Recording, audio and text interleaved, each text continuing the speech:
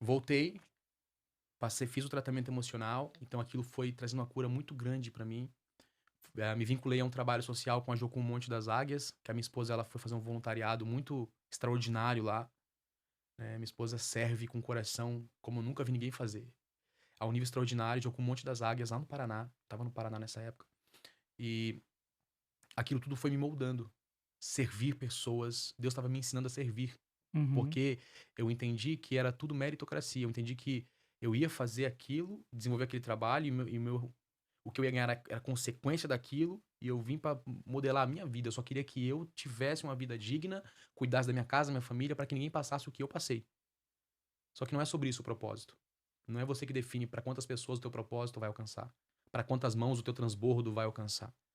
E Deus então ele estava me ensinando a servir enquanto me tratava. Jesus não veio para ser servido, ele veio para servir, e eu não sabia disso. E então eu fui aprender a servir crianças, aprender a servir pessoas, a orar por pessoas na madrugada, faziam filas de oração, eu estava desenvolvendo um chamado profético já com dons muito fortes na época. Deus colocou pessoas extraordinárias e eu não queria mais vir para cá. Eu estava muito feliz resolvendo o que eu tinha que resolver, fazendo o que eu tinha que fazer, orando, sendo amado e querido.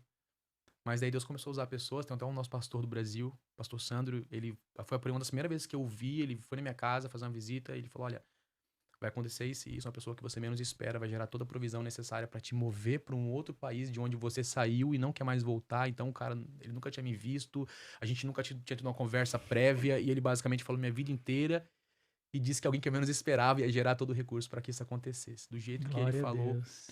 aconteceu, né? Mas o outro, o padrasto, né? Então, no livro tem também essa parte, eu volto, passo por todo esse tratamento e desenvolvo um amor que eu nunca imaginei que eu pudesse desenvolver na minha vida. Então não era o Erlan mais buscando aprovação, buscando ser aceito, buscando um abraço paterno, era o Erlan entregando um amor. Eu não estava buscando mais nada. Eu estava transbordando. Eu não Uau, estava buscando cura, eu estava sendo um portador da cura. uau. Então, a meta era eu olhar pra mim e ver que realmente eu estava amando meu padrasto. Eu imaginei que eu não pudesse fazer isso, que eu não ia ter capacidade física, emocional e espiritual de desenvolver amor. Uhum. Mas o Espírito Santo, ele me levou a momentos. Teve uma vez eu furei o pé com um prego. Criança, corre pra lá e pra cá, atrás, olhando pra cima, furei o pé Sim. com um prego. E doeu muito. Aí meu padrasto veio, me colocou nos ombros dele. Eu morava numa região bem baixa, uns 20 minutos de caminhada pro alto, subindo escadas, até o hospital mais próximo. Me colocou no ombro dele. Eu comecei a chorar tanto naquele ombro dele. Eu lembro como se fosse hoje. Chorei muito. Só que não era por dor na perna. É por estar olhando pra ele e ver que havia partículas de amor dentro dele. Eu falei, poxa. Sim. E Deus falou no meu coração naquele dia, falou, filho, lembra disso, lembra disso, lembra disso. Hoje você tem maturidade pra eu te explicar o que aconteceu. Uhum. Ele sempre te amou. Ele não tinha condições e nenhuma via de canalizar esse amor de dentro pra fora. Não foi ensinado isso pra ele. Sim. Ele foi maltratado, ele foi escorraçado, ele sofreu todo tipo de humilhação que você pode imaginar. Ele tá vivo hoje, é um milagre. Ele não sabe como expressar amor, né? Então, o teu trabalho com ele é ensinar ele a expressar o amor que ele tem e não consegue. Uau. E a única forma de você trazer o que tá dentro pra fora é você mostrar pro que tá dentro que ele tá perdendo aqui do lado de fora, que é amor. Uhum. Chamar atenção. E transbordei amor sobre a vida dele. Eu já não pedia mais nada, eu já não. Eu que abraçava, eu Uhum. que beijava. E quando você abraçou a primeira vez, como foi? Ele achou muito estranho, É, porque era um relacionamento. Quando eu saí de casa, eu não saí bem com ele. sim, Eu saí porque eu não queria mais estar na presença dele, né? Eu sim. chegava da escola, da faculdade, e eu não podia fazer barulho, né? Às vezes ele jogava comida fora, às vezes, né? Pra eu nem comer. Então, assim, Nossa. eu não queria me aproximar, eu queria mudar de página. Sim, Deus não sim. muda a página somente, ele restaura as páginas anteriores. Aí quando deu o primeiro abraço, ele estranhou. E eu percebi que havia um bloqueio muito grande dele em. Sim. Mas daí veio o segundo, veio o terceiro, veio o beijo, veio Deus te abençoe, veio eu Uau. te amo. No final das contas, eu falei o eu te amo pra ele que realmente expressava o que eu sentia. Sim.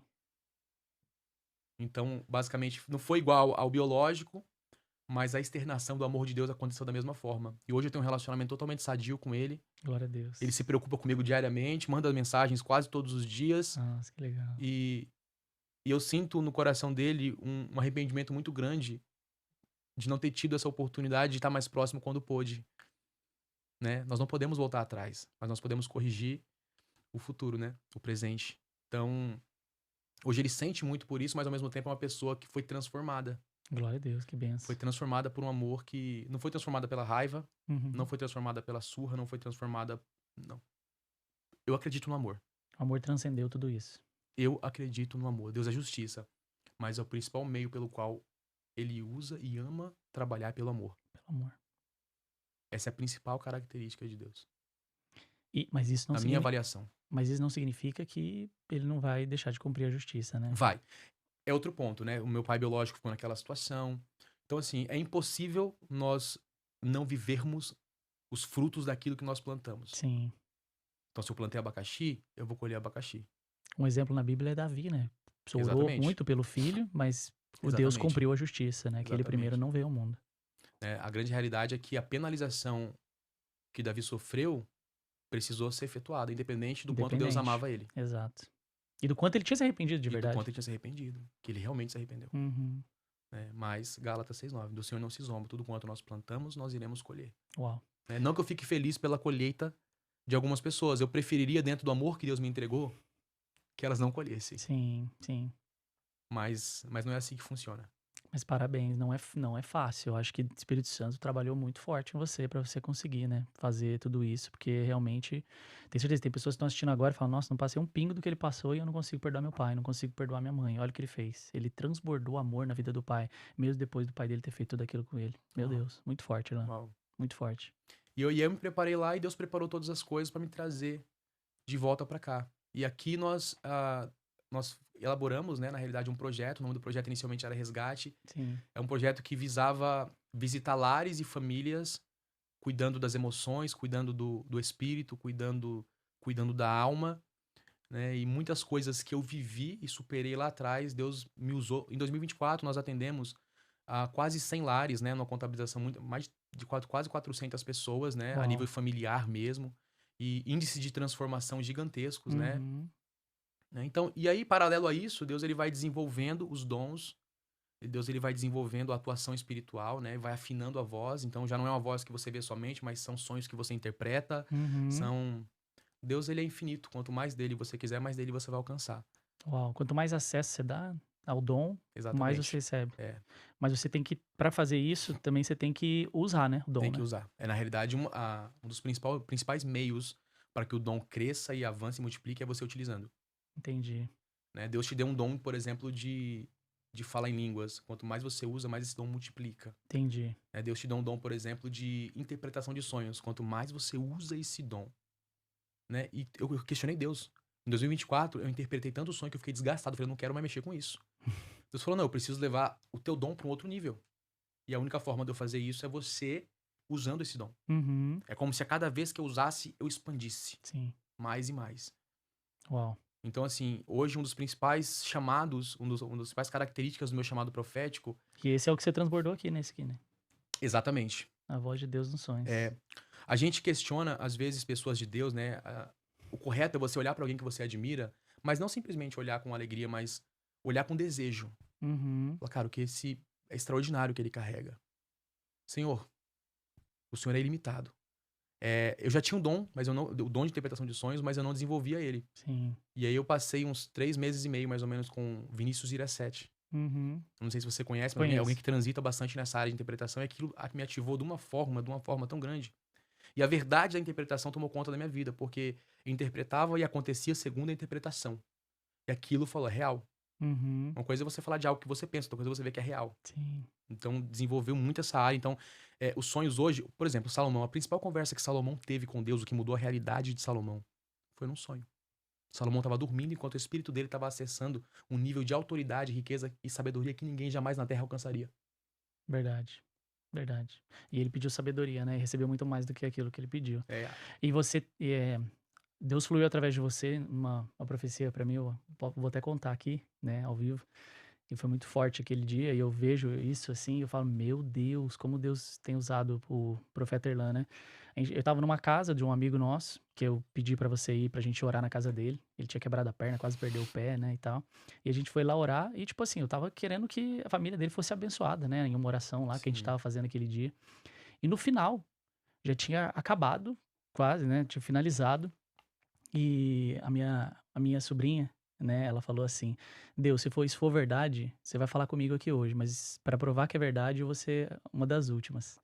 Você é a última". Aí já tinha acabado, aí ela falou: "Ah, então não é de Deus nada". Aí você virou pra ela e começou a profetizar pra ela, né, uma mensagem, e depois você olhou pra mim e falou: "Vocês estão juntos?". Aí a gente falou: "Não, a gente não tá junto não", né, mas falou: "Não, mas Deus vê vocês juntos". E a minha cunhada não estava morando comigo nessa época, depois ela veio, ela tá morando comigo Uau. hoje inclusive, então já tinha visto o futuro. Aí você olhou pra mim e falou assim, "E você, fica tranquilo, porque Deus é que entrevista, Deus é que assina", e a gente tinha Uau. acabado de ir numa entrevista para o green card, que faltou uns documentos e tal, e a gente foi pra uma entrevista, e foi um caos, meu filho chorava na entrevista, Uau. um caos. E aí, tipo, a gente falou: "Meu Deus, o que vai acontecer, né? Será que vai dar certo? Será que não vai? Será que o homem entendeu o que a gente falou e tal?". Aí a gente mandou o que faltava pelo correio, faltou documento na entrevista, aí a gente tem que mandar pelo correio, ele colocou lá, a gente mandou. E aí você falou: "Fostes testado e fostes aprovado". Essas foi as palavras. Aí eu falei: "Meu Deus, fui testado e fui aprovado, glória a Deus, eu tô sendo bom, né, tô fazendo certo, Deus, obrigado". Aí de repente você já tinha acabado, aí você olhou, voltou de novo e falou assim, falou: "E Deus vai te trazer uma alegria muito grande nos próximos 7 dias. E essa alegria vai trazer para vocês muita alegria na família e também liberdade".